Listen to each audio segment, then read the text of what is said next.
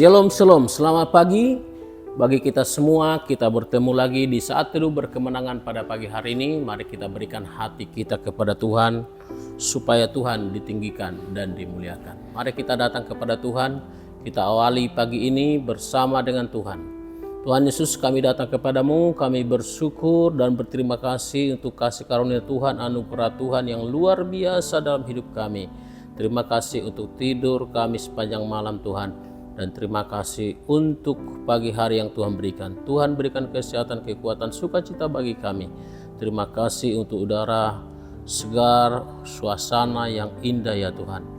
Biarlah Tuhan hari ini menjadi hari yang penuh dengan kebahagiaan, penuh dengan berkat yang dari Tuhan. Sebelum kami lebih jauh melakukan aktivitas kami Tuhan hari ini, kami mau membaca dan merenungkan kebenaran firman-Mu. Urapi setiap kami, biar kami diberkati oleh kebenaran firman-Mu. Dan urapi hamba-Mu, urapi setiap kami Bapa. Terima kasih dalam nama Tuhan Yesus Kristus kami berdoa dan bersyukur. Haleluya. Amin. Amin. Saudaraku yang kasih dalam Tuhan, kita baca satu kebenaran firman Tuhan yang terambil dari 1 Petrus pasal 1 ayat yang ke-12. Demikian kebenaran firman Tuhan. Saya ulangi, 1 Petrus 1 ayat 22. Karena kamu telah menyucikan dirimu oleh ketaatan kepada kebenaran, sehingga kamu dapat mengamalkan kasih persaudaraan yang tulus ikhlas. Hendaklah kamu bersungguh-sungguh saling mengasihi dengan segenap hatimu. Saya ulangi, karena kamu telah menyucikan dirimu oleh ketaatan kepada kebenaran, sehingga kamu dapat mengamalkan kasih persaudaraan yang tulus ikhlas. Hendaklah kamu bersungguh-sungguh saling mengasihi dengan segenap hatimu. Judul kebenaran firman Tuhan atau tema kebenaran firman Tuhan dari yang kita baca adalah disucikan oleh ketaatan kepada kebenaran. Disucikan oleh ketaatan kepada kebenaran. Saudaraku yang kasih dalam Tuhan, yang menjadi kata inti dalam perenungan kita dan ayat firman Tuhan yang kita baca adalah ketaatan, oleh ketaatan. Nah, saudaraku, kalau kita mencermati dalam Petrus ini, ternyata itu menjadi tema besar yang berulang kali disampaikan. Seperti dalam 1 Petrus 1 ayat yang kedua, ya, kemudian ayat 14 dan ayat 22 ini. Nah, dia dua dikatakan, yaitu orang-orang yang dipilih sesuai dengan rencana Allah Bapa kita dan yang dikuduskan oleh Roh supaya taat kepada Yesus Kristus dan menerima percikan darahnya. Kiranya kasih karunia dan damai sejahtera makin melimpah atas kamu. Jadi saudaraku yang kasih dalam Tuhan, kita harus taat ya. Taat mungkin secara sederhana terus menerus melakukan. Ya, kalau ibaratnya itu di sekolah, dia selalu hadir, tidak ada ketidakhadiran, selalu datang, begitu ya. Nah, bagaimana dengan kebenaran? Nah, itu yang harus terus kita lakukan terus menerus dalam hidup kita, saudaraku yang kekasih dalam Tuhan. Ketaatan ini menuju kepada penerimaan Injil, kepada penerimaan kebenaran. Ya, seperti dikatakan dalam Yohanes 17 ayat 17, kuduskanlah mereka dalam kebenaran, firman-Mu adalah kebenaran. Saudaraku yang kasih dalam Tuhan, oleh karena itu mulai hari ini kita harus membangun dalam diri kita sebuah ketaatan, sebuah keinginan untuk terus melakukan kebenaran firman Tuhan. Kemudian yang kedua yang menjadi perenungan kita dari ayat yang kita baca adalah kepada kebenaran. Tadi dikatakan oleh ketaatan kepada kebenaran.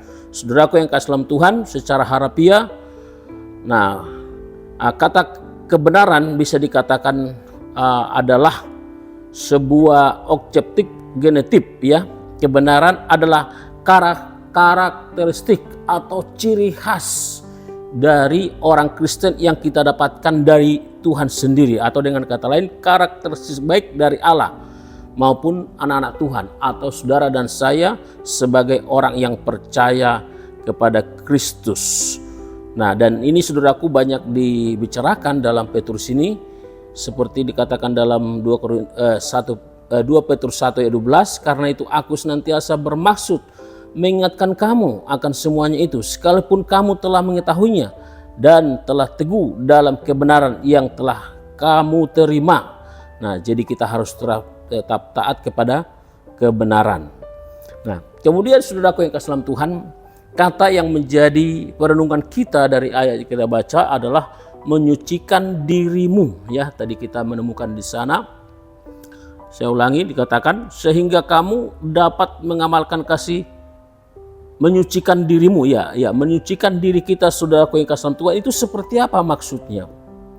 Ya, ini adalah sebuah ketaatan kepada kebenaran yang menerbitkan pembersihan pribadi, sebagaimana dikatakan dalam Yakobus 4 ayat 8, mendekatlah kepada Allah dan ia akan mendekat kepadamu, tahirkanlah tanganmu, hai kamu orang-orang berdosa, dan sucikanlah hatimu, hai kamu yang mendua hati.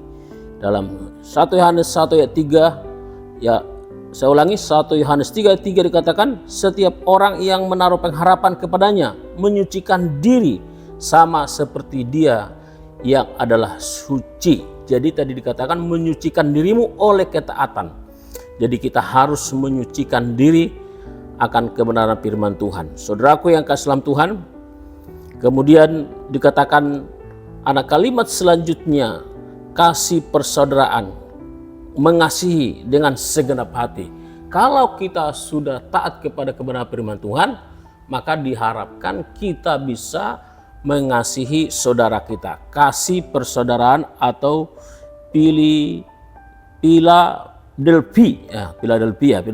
Philadelphia. Nah, kemudian kasih, mengasihi dengan segenap hatimu, yaitu kasih Bapa yang kita kenal dengan istilah agape atau agapao. Ya, nah jadi kasih persaudaraan itu kita bisa praktekkan, kita wujudkan karena kita sudah memiliki kasih agape, yaitu kasih Bapa. Saudaraku yang kasih dalam Tuhan, kiranya kebenaran firman Tuhan memberkati kita hari ini. Sekali lagi saudaraku yang kasih dalam Tuhan, mari kita menjadi orang-orang yang taat kepada kebenaran firman Tuhan, kebenaran yang memerdekakan kita, dan biarlah kita oleh karena kita sudah taat, kita dapat mempraktekkan kasih persaudaraan yang didasarkan juga kepada kasih agape atau kasih Allah kepada saudara dan saya. Kiranya kebenaran firman Tuhan memberkati kita pada pagi hari ini dan memotivasi kita untuk mengasihi Tuhan terlebih dan juga saudara-saudara kita, terutama saudara kita yang paling dekat di rumah, di gereja, dan di lingkungan kita. Saudara kita yang bersentuhan dengan kita, yang kita bisa ajak ngomong, jangan sampai ada kebencian atau sakit hati atau sesuatu yang menekan diri kita, tapi biarlah kita bisa menunjukkan kasih kita dengan komunikasi, pertemanan, persaudaraan yang indah di dalam kehidupan kita sehari. Amin. Untuk firman Tuhan, kita datang kepada Tuhan, kita serahkan hidup kita kepada Tuhan sepanjang hari ini. Terima kasih Tuhan Yesus, terima kasih, kami percaya Tuhan, kebenaran firman-Mu yang memerdekakan kami, yang membebaskan kami. Oleh karena itu Tuhan, hari ini kami mau taat terus kepada kebenaran firman-Mu. Itu artinya kami harus terus melakukan kebenaran firman Tuhan. Oleh karena itu Tuhan, tolong kami, berkati kami, berikan kami kekuatan untuk kami dapat melakukan kebenaran firman-Mu. Tuhan, kami datang menyerahkan hidup kami sepanjang hari ini kepadamu. Kami mohon Tuhan berkati kami. Tolong kami Tuhan, jika kami menemukan masalah di depan kami, kami percaya Tuhan Engkau akan memberikan kecakapan, hikmat untuk kami bisa menghadapinya Tuhan. Dan kami percaya Engkau selalu ada bagi kami yang memunculkan kami menjadi pemenang. Terima kasih Tuhan. Sekali lagi, biarlah kami menjadi orang-orang yang taat kepada kebenaran firman-Mu, yang terus melakukan kebenaran firman-Mu. Terima kasih Tuhan Yesus. Terima kasih Bapa. Kalau ada di antara kami yang sakit, Tuhan sembuhkan, yang lemah Engkau kuatkan, yang berduka Engkau hiburkan. Biarlah setiap pergumulan persoalan kami Tuhan ada jalan keluarnya, dan kami percaya Engkau sanggup melakukannya. Terima kasih Tuhan. Dalam nama Tuhan Yesus Kristus kami berdoa dan bersyukur. Haleluya.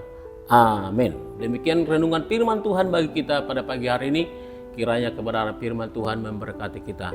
Jadilah menjadi orang-orang yang taat kepada kebenaran firman Tuhan. Firman Tuhan yang adalah fondasi kehidupan kita, dasar kehidupan kita, juga kompas dalam kehidupan kita. Terima kasih, Tuhan Yesus memberkati. Shalom.